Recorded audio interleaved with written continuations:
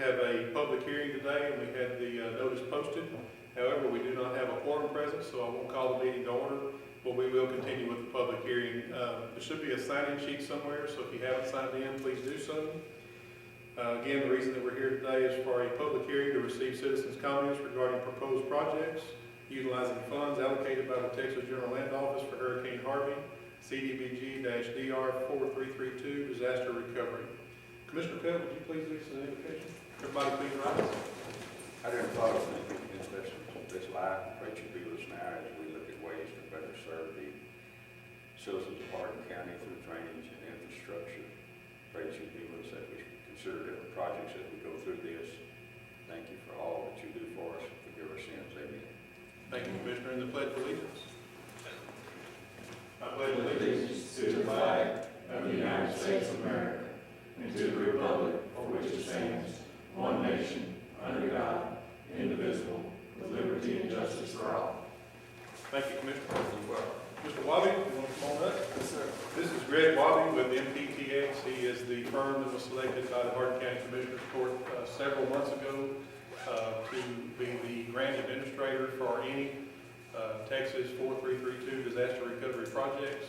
He's done us a wonderful job, and he is the one that has prepared for the public hearing today, and we'll have some remarks to make, and then any questions will be directed to him, and if he can't answer it, we'll do our best to back him up. Mr. Wabi, come on up.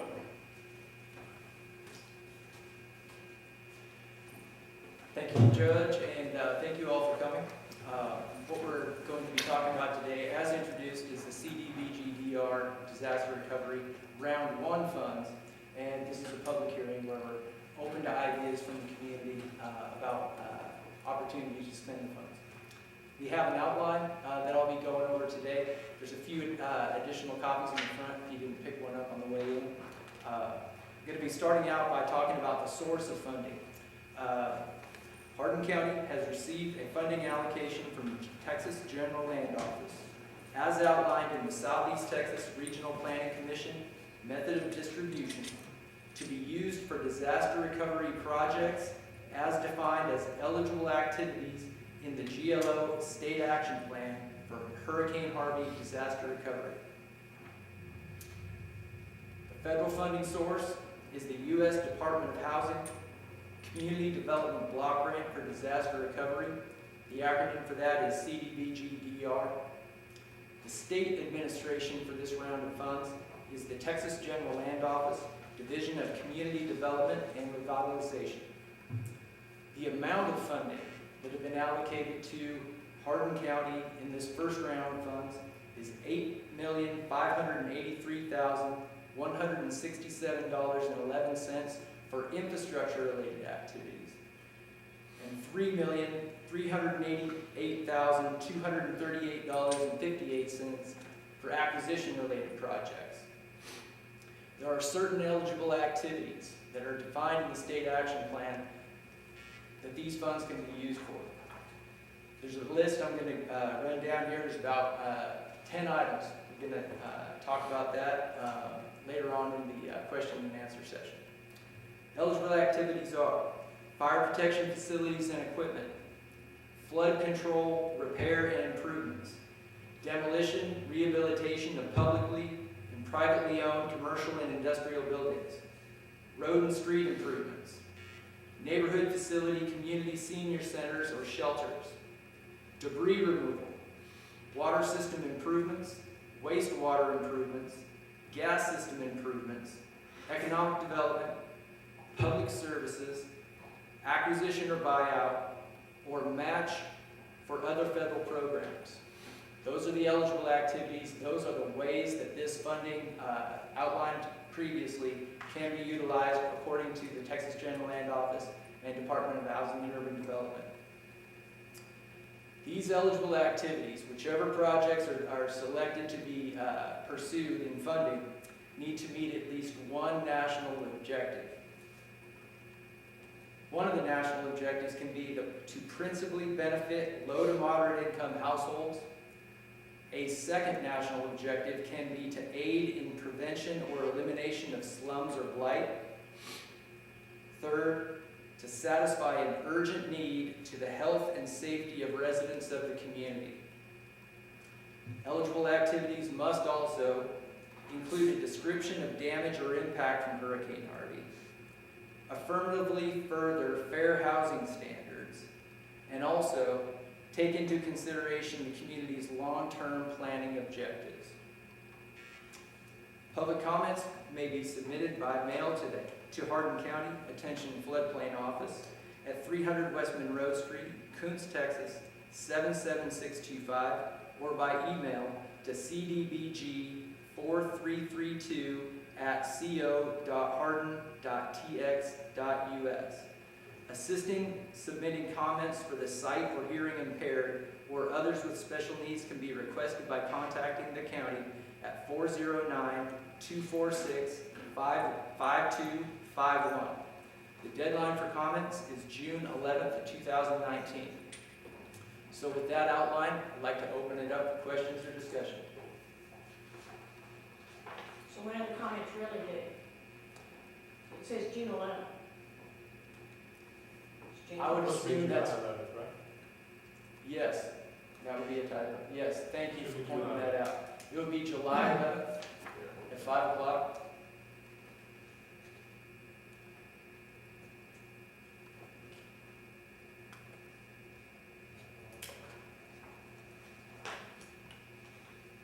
So do y'all have a list of projects already? I mean, do you have a list? Well, once the state action plan was officially accepted by HUD back in July of 2018, we started looking at the eligible activities and different ones that might be suitable for the county. So, yes, I mean, there are certain things that we have been considering, but as of now, there's not been any that have been formally applied for at this time. And I guess with the new legislation that just happened, and I realize that folks have to vote on the constitutional amendment in November for structural and non-structural projects and Harvey recovery. Are you that's a huge ball now, or are you kind of looking at what you can do with these grants that we're talking about today, the hazardous mitigation grants, and then the Harvey money that should come after the election in November? Yes, absolutely. You mentioned some of the other grant programs that are being pursued by the county. And yes, there have been a set of about 5 or 6 applications for different projects through the Hazard Mitigation Grant Program. There's also likely to be a second round of CDBG funding that we are hoping to learn more about over the next few months.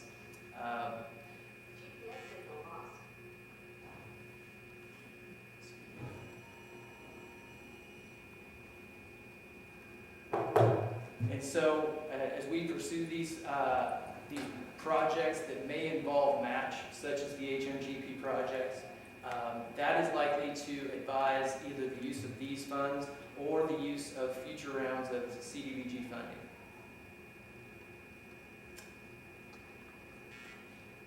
Was that? About 70%. It's been 70%. So these funds would have to do 70% of the below moderate income areas? So we still haven't gotten out from underneath No, that. Okay. it's still in effect. So, it limits us on where and what we can do. For the whole county, we have 4 census blocks that are low moderate income. Yeah, that's a really good point that Amanda brings up. In addition to meeting at least one national objective, Texas General Land Office has outlined the fact that 70% of the overall funds, combining both infrastructure and acquisition activities, must be used for LMI qualifying projects. And so that does play into the overall strategy of which projects will ultimately go forward in application and get constructed. Thank you. So out of the just under 12 million, 30% of that can be used anywhere in the county. The other 70% has to be used in the 4 census blocks that Amanda just brought up. Okay. Or at least let's say that we try to use some of this money towards, we have a master drainage project that we want to do, it's HMGP, so we want to use this as match for that project. So we have to be able to demonstrate that that project, and correct me if I'm wrong, because I'm probably going way out here on my knowledge, but has to significantly impact those 4 census tracts that she's talking about. And where would that project be located? Where those 4, well, the project that we're talking about would be, Yeah, major drainage project. it's going to be a study that's done countywide. It comes back to us to give us a master plan for future drainage improvements that can be done throughout the county. So it's just right now it's just a study. It's a phase 1 and phase 2. So phase 1 is the study. We're trying to get that now, Yes. so that later on in future rounds of funding, we can accomplish at least some of the projects that that study identifies. I'm all for the study, absolutely. Good. And then I know that the county is working, and then y'all are going to put in a waste depository, I guess, out at the airport. Right. So can any of this money be used for additional satellite locations? I know Jasper County has the different, I guess each maybe precinct has a location where people can take their trash. They bought the roll-offs, they did all of that, so that, you know, they've got a compactor. Can this money be used for projects like that? That would help us, especially after another hurricane. I'm going to suspect, and this would be for basically a garbage disposal facility, essentially. Yeah, let's say waste. We're putting in a citizens collection station, so it's not, it won't be to collect hazardous materials, it's just regular household waste, C&D, furniture, things like that. And we're putting that in out at the airport, and what Ms. Buchanan is asking is, can any of these funds be used if we wanted to put in any other locations throughout the county in the future? Do you know the answer? I'm going to look down at the list of eligible activities and see if there is a category that is, you know, likely to be suitable, or that a project like that would fit into. But just off the cuff, I'm going to say that I don't see that specific project type in this list. So in pursuing the prospects of that, there would have to be some deeper research to find if it actually does fit into one of these categories. Another thing that I will say, though, is that the standards, such as the 70% LMI funding threshold, is something that is, we have tried to see if we can find flexibility in that. What we found is that there is there is no flexibility when it comes to that. We've also found, similarly, when it comes to these project categories, very little or no flexibility when it comes to trying to find a definition or a way to get things done. I think it will need to be very cut and dried as an eligible project type. We can't pursue it. Because I guess they have wastewater on here, but they don't have waste. Right. They have debris removal, but no waste. That's correct. But they also have public services, it possibly could fit under that, but our directive to Greg has been That's true. to focus on drainage. Our directive to Greg, Mr. Wabi, has been to focus on drainage. And then, of course, the GLO broke out this 3.388, or I'm sorry, 3.388 million for acquisitions. And I know that we'll have to do, or we need to do some acquisitions, but I hope that we don't do 3.388 million worth of acquisitions on homes. And we still don't have an answer as to whether or not, if we don't use all of that on acquisitions, will they let us move it to infrastructure? The answer was no, then it was, well, we're gonna talk about it, and we don't have an answer really today unless you know anything about it. So you still have we're in hurricane season and you still don't have an answer. Yes, ma'am. Again. Yeah, second, this is the second. Hurricane season. Yes. Just, The second It round. all this direction comes from HUD, is that correct? Ultimately, yes, sir. And we were just now finishing IC projects from 2009. The second round of funding is classified as mitigation. We've been waiting on them to define mitigation. So we're still waiting on that. And once that comes out, then we should find out how much will be allocated for the second round. That's actually the third round. The first round went on to Harris County. So once we find that out, maybe they would, hopefully they won't put a 70% LMI I suspect that's part of the reason we don't have that federal registry yet is because the L&I argument is probably still going on in DC. That's what we were told the first week of May was that it was due the first week of May, and the reason it wasn't out yet was too much discrepancy or controversy going on with, I believe the L&I was probably part of that, and I think another reason had to do with, they still had not approved the funding that was going to Puerto Rico and all of that at the time. Right, right. I think that just finally happened a couple of weeks ago, didn't It it? did, yeah, So- it was just passed. They just dragged their feet, and we just have to, I know. Y'all are doing great. You're trying. If I could add something to that discussion, another difficulty or challenge in the use of these funds is not just meeting that LMI threshold, but also demonstrating disaster or hazard impact. It just so happens that the census block groups that do meet the LMI categorization don't happen to be in the southernmost portions of the county. And so, or therefore the most areas that were most obviously flooded during Hurricane Hardin. And so, for that reason, we have to take a look at some flexibility across the location of projects that could have benefits for both the census block groups that do meet this LMI definition, but also hopefully project areas such as drainage or detention that have benefits that extend down into the areas that were impacted. So that's one of the things that we are looking at is trying to locate something that is going to meet both of those standards. On this one with demolition, rehabilitation of publicly or privately owned commercial or industrial buildings. I mean, driving around Hardin County, you see several commercial operations that were destroyed in Harvey. I look at the old water park down there on Village Creek off of 96 that is white now and could be considered a health hazard with standing water and children trying to get into the facility. And there are several other commercial buildings that are in bad shape. That's But we good. still, and I realize that we still have the LMI. Yeah, that feedback is appreciated. That's why we're here, is to get ideas like that. Just for reference, the 4 LMI census blocks are a big portion, most of Saratoga. There is a census block right on the northeast side of Coons, comes part out of the city into the county.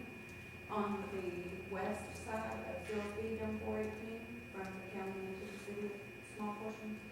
And then there's one in Canyon Head, north of Silver. I was going to say, it had to be on Silsby. And that's it. But that should have flooded, I mean, Canyon Head, they should have flooded. It just wasn't our most impacted. Right. area. Right. also anybody that wants to participate in the acquisition program, that's voluntary, we can't make them do that. I know. Well, let me ask that question, could that water park be acquired? Could it what? Be acquired? If they came to us and asked us to, we'd certainly look at it, I don't know that we would be able to. But they have not applied, have they? It's usually housing, just for houses, Yeah. but no, they haven't applied. Could you check to see, I mean, because it has commercial on here. Yeah, absolutely. And I have looked at the guidance, the Texas General Land Office guidance, when it comes to that particular definition, because it's quite broad, in fact. Demolition or rehabilitation of publicly or privately owned commercial or industrial buildings. One that, when I first saw that eligible category outlined in the description in the guidance, one of the facilities that we considered for that was the old hospital site as being one that could be both and or either demolished or rehabilitated. And it seemed to clearly meet the guidance as an eligible activity. Thus far, some of the feedback that we've gotten from the GLO has been mixed, but that would be another facility that has the prospects of being rehabilitated through this. Yeah, that'd be great. That's 40,000 square feet, isn't it? That can be used for county offices. Another point that I would like to bring up as it relates to the disaster impact that we've encountered is that it's not necessarily just water in structures. And I point that out because what we have seen is that communications for first responders during the hurricane was severely challenged due to circumstances that I'm not technical enough to be able to explain or understand. But what we found is that improvements to the radios and communications infrastructure that solve some of those problems that occurred during the disaster are actually eligible, and it is something that is being considered as well. Yeah, I'd like to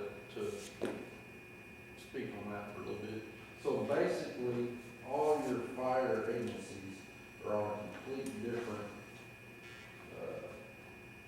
communication system than what the law enforcement is. And so in a disaster, or actually in everyday functions, it's hard for us to be able to communicate to each other. So my idea on it is to get fire, because it clearly says fire protection equipment. So let's get the ESDs in the county radios. Some of those ESDs do have LMI properties located in which they serve, so that would help on our 70% LMI. So that's one of the goals that I'm going to be pushing for, is to make it to where we can talk on an everyday basis, and it will further help during a disaster.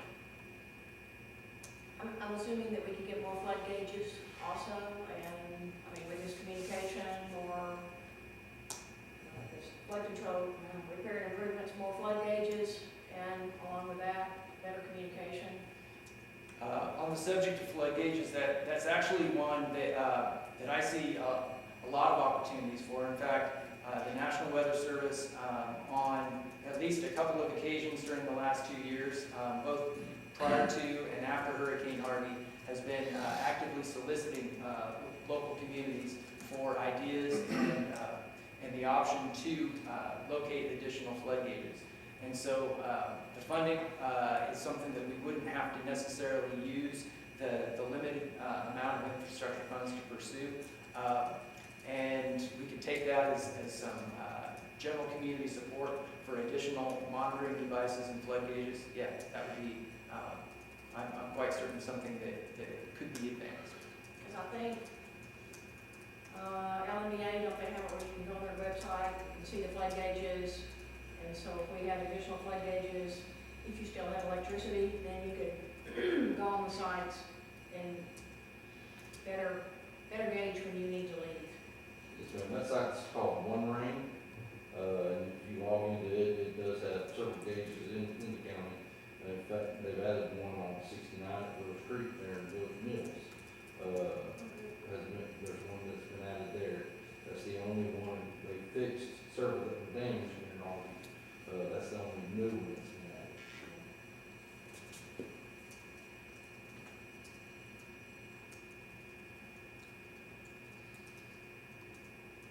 Greg, on the flood control, I know we need a study to pinpoint locations, but obviously Little Pine Island and Big Pine Island, there is a LMI area in Saratoga, and Little Pine Island flows through that.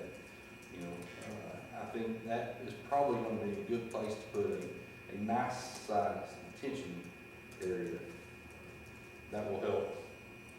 From that, the complete west side, it'll help in Beaumont and everything else if we can contain the water further. So. Yeah, undoubtedly. I think that, you know, we talk about the subject of detention a lot, but in general, that's also, in a roundabout way, also improving drainage. And so, in the grand scheme of things, with the terrain, we've done a lot of modeling and study of the terrain and some of the circumstances that we have to work with water coming from all the way up north Angelina County, all the way through Sam Rayburn, Danby, all the way to here. There's a lot of challenges when it comes to improving the flow enough to actually reduce the water surface elevations to keep flood out of people's homes. Therefore, that's going to put us into the other option, which is detention in areas which is holding back water upstream from where the potential flooding impacts are. So that's, as you point out, that's an excellent opportunity because not only could it qualify as a low to moderate income project category, but also serve benefits in both that LMI census block group, but also have downstream benefits as well. So that's very good input. Appreciate that. We're looking at it on the north side of 770, so we allocated it. I didn't say a word. I knew it Okay, do we have any idea about this legislation that was passed, that was introduced by Representative Phelan, and how that's gonna help? What the, maybe the time frame is on any of that? Do we have any details really on that? The details so far is that that a funding pool has been established by the Texas legislature, which is fantastic, right? And we want to thank all our representatives for sure for supporting that measure. It has one detail that is that the Texas Water Development Board is going to be the state agency that is overseeing that new form of funding. The second thing that we know is that they are working currently at developing guidelines for how communities can apply for those funds, and that's likely to take some time. No details as far as how long, but we will be very much looking for any information that we can, because the structure of that is going to apply directly to things like regional drainage projects that involve both an initial study and then ultimately construction. The other thing that I can say in terms of details is the funding amounts are in the hundreds of millions of dollars. Now, of course, that's statewide, okay? And it's also, I'm assuming, on a biennial cycle, much like the Texas legislature operates on. And therefore, that could be something on the order of about $100 million per year for projects that involve both the study and the construction of large-scale flood control. But that's the information that we know as of now. We'll be continuing to monitor any announcements either from our representative or from the Texas Water Development Board. But I do think, yes, in answer to your question, that's going to directly create an opportunity for especially the actual construction of flood control in the lower Neches Basin. One of the great things about Representative Phelan's bill is it had non-structural projects in there. And so if you look, the best thing about our area is water, and the worst thing about our area is water. And what has happened is, I mean, if you go through Little Pine Bayou through the Big Thicket, it is marvelous. That floodplain is doing what it's supposed to do. I have canoed that. How many people have canoed that? I have. It's beautiful. So through the preserve's doing what it should do. It is acting as a sponge to absorb those flood waters. There are no houses there, so nobody's getting injured. So with these non-structural projects, it's an opportunity for us to go in. I realize if it's private property, you've got to get people's permission. It was just like the Mill Creek project. You know, all of that Chinese privet is still there. So the non-structural projects, we have an opportunity to come out, take out the non-natives, take out the yopon, even though it's native, and come back in and plant cypress tupelo, oak trees, and put those back to a natural floodplain. And then there will be money available, just like you said, to keep those natural areas up and to keep the invasives out. So just